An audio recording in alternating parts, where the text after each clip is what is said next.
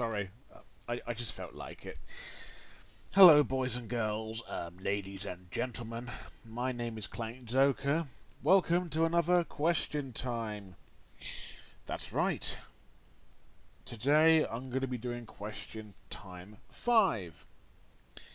Probably going to be the shortest one out of all of them, I'd say. Because there's only 2 people that actually only commented on question time 4 questions. I did give you a deadline until Friday, but apparently not that many people seemed interested or took notice. Not to worry, next time when I do another one of those, I won't put a deadline down. As long as I've got enough questions that's good enough for like 20, maybe 40 minutes worth of a video for question time 6, then maybe. But for now, I've only got oh god, where is it? Oh, is it even on here? I got one of the questions. Oh god. Hang on. 1 second. Oh, here we go. I couldn't find the users the YouTubers questions. So there's only 2 people that have sent me questions, and there's like one has 4 and the other has 3. So that counts up to 7. Yeah, 7. It won't be too long, depending on how slow I am at answering questions, which does happen. So, I just threw my watch over there. So, 1 second. Oh. Right. Okay. So, first user that's asked me the questions, 3 questions, is Tyler Last Name, or as he's called on Discord, Tyler Toons. A very good friend of mine. He's asked me 3 questions. So let's have a look, shall we? What do you think was the worst film that you saw in cinemas? Oh, I have seen some real stinkers. Okay, that's easy. The one film that I saw that, even though films like the Emogi movie, the Shipmobile movie, The Lifeless King, and frickin' Mamma Mia 2, despite how shit they are, at least they have something that's alright, like the Emoji movie and the Shipmobile movie. At least the animation looks visually appealing and it's not awful. Mamma Mia 2 at least was watchable, I guess. At least it looked very pretty. The second one, at least. I can't remember what the other one I said. Oh, The Lifeless King. At least the technology in that film looks impressive. Whether it's animated or not, then that's... I mean, I still think it's animated, but it's more like lifeless animation compared to the original Lion King. But there's one film that not only left me with nothing, it left me with not a smile, not worthy of praise. The film that I thought was just the most boring, lifeless, dull experience was Nutcracker and the Four Realms, or as I call it, Nutcracker and the Boar Realms, because it's boring as hell. And coming from a Disney guru, or a Disney expert, I guess, don't watch it. Me and my friends saw it like 2 years ago when it came out. Don't watch it. It's so unbelievably boring. It's so dull, so boring, I mean, I guess pretty, but visually, the CGI looks crap. The acting is very over the top and poor. The amount of celebrities they got in there, like Helen Mirren, Keira Knightley, Morgan Freeman. Yes, you heard me, Morgan Freeman. Even freaking Jack Whitehall is in it, and also Ahmed Jalil, 2 really funny actors and comedians in a really shit Disney film. You can't get any worse than that. I get why they chose the film, but really?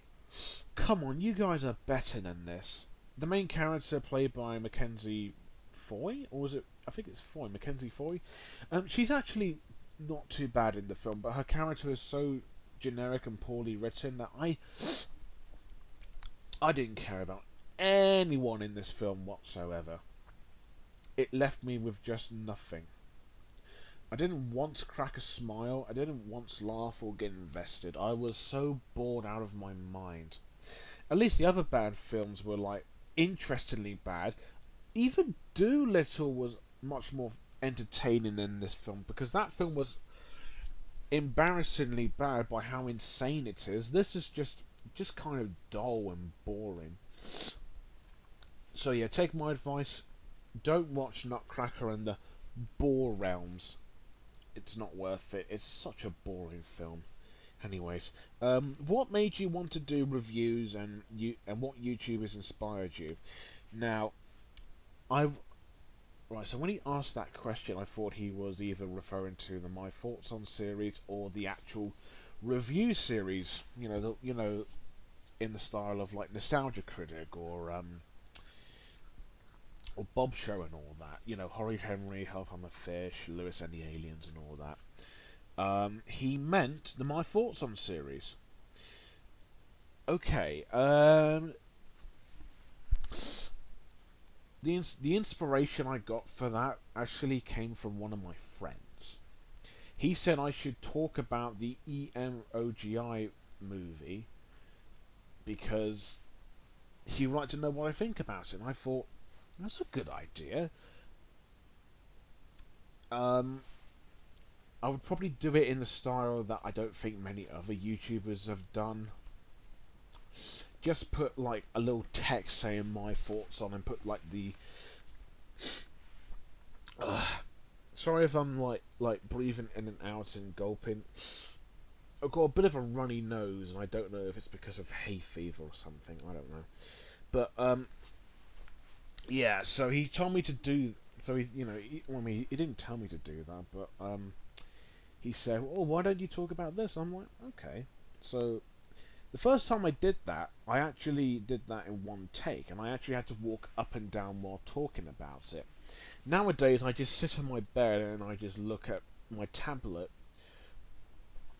or my phone to look up information about the certain film. And the way it's... and also the different sections like story, animation / visuals, characters and acting, that actually came from Animat, because he does his reviews in different sections, like he does story, animation, characters, and then if it's a musical, songs. So the inspiration came from one of my friends, I guess, but mainly Animat. And that's why you see the My Thoughts on series for what it is, right there. And lastly, oh yeah, oh hang on, have you ever? Oh, here we go. Have you ever considered collecting stuff from the? I don't know if I'm gonna the Critterton or other companies. I think I've asked this question. He said it's the collection was okay. I've looked it up. I think it's like a website for like old art house films, and I mean old and new, I guess. I don't think so. I would know if it was. I'd know if I did, because I think it's a company, isn't it? No, I was thinking of something else. No, I haven't. Although I am interested. I think I saw Bill Plimpton's stuff on there. You might know him for like some of his very political cartoons. The only thing I've seen from him is Guard Dog, which is an Oscar-nominated animated short, which is really messed up, but kind of funny. So, no, I haven't bought anything from there. I might do. Thank you, Tyler. Thank you for those questions. And now we got one from Daphne Cortez. Oh, she gives me so many good questions. Interesting ones, I might add. Let's have a look. Is there a single live-action Disney remake that you enjoy? Yes. And that's actually Pete's Dragon. Technically, the original is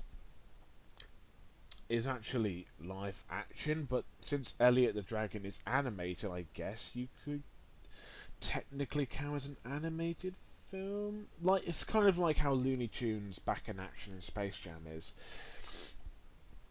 Despite having actors and humans, it technically counts if you have an animated character in the real world as well. But yeah, it's Pete's Dragon.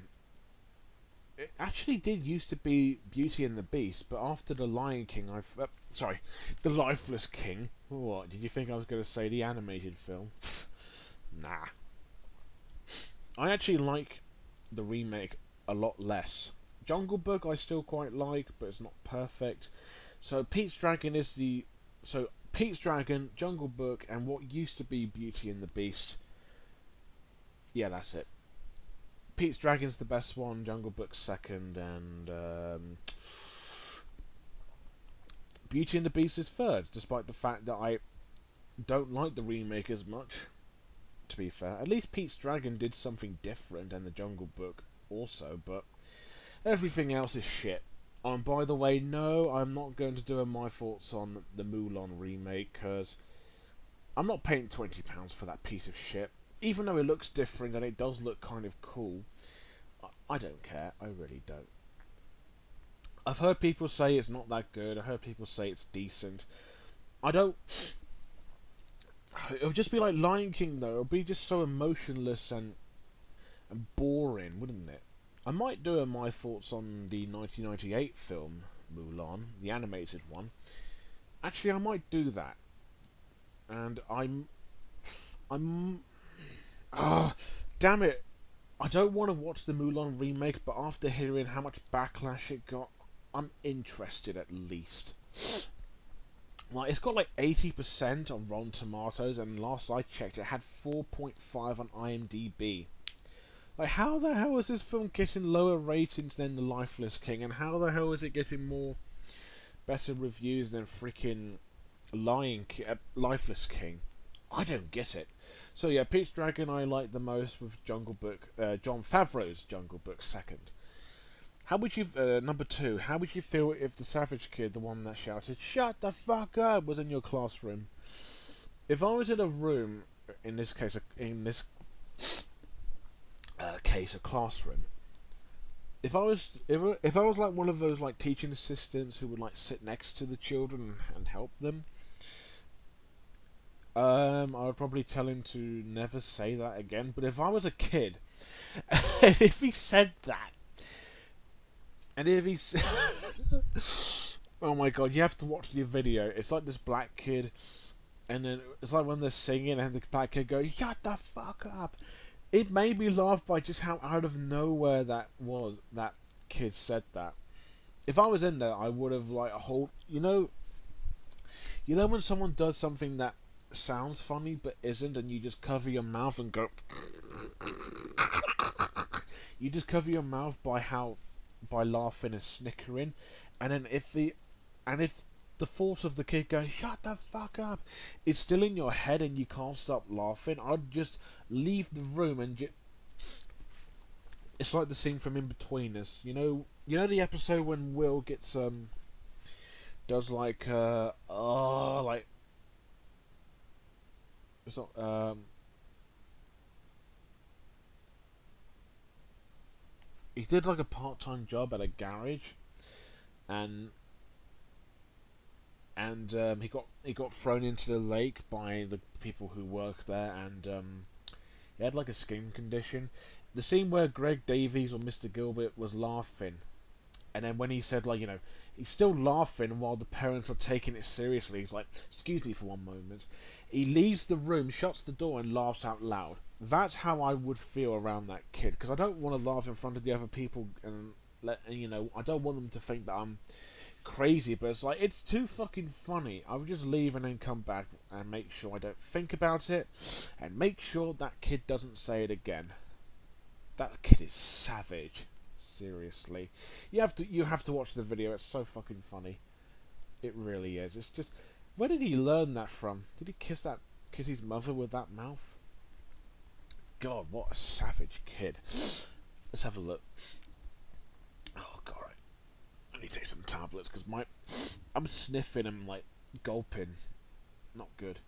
Number 3. Is there a poem from Michael Rosen that you feel that is the weakest? Good question. All of his poems, or a good chunk of them, I like. None of them I thought were weak. I'm going to try and think about this. Poems.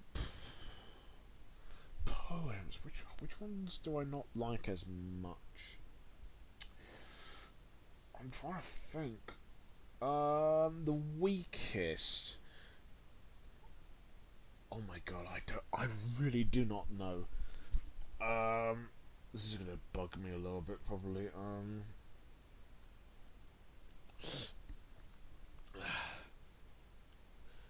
I think the weakest is probably Puzzle 2. I get the joke that, he's like so tempted. He's so tempted that he couldn't help himself. Well, he couldn't help himself. It's like, oh, he saw those biscuits. He wanted to eat them. He was so tempted he couldn't help himself. So he helped himself. That's funny, but it's like, there's not much to it. At least the first one's like, she said, I said, he lied, but I said he lied. When you said, I said, she said, he lied, the person said he didn't lie. It's like a little bit of a puzzle there, but with the second one, it's sort of like a literal joke. It's like, I'll give you a hand, and then you pop a hand out. You pop your hand out of your arm. You take it off. Like, here you go. Here's a hand. It's a literal joke, and that's kind of what it's supposed to be. I mean, I like Puzzle 2, but it's not quite as strong as the other poems. So that's the weakest. Not the worst, because there isn't a bad Michael Rosen poem. Not yet, anyways. But it is the weakest, I can say that. Oh, God. Number 4. Don't you mean what kind of film? It's fine. Error, spelling mistake. You kind of. It's fine.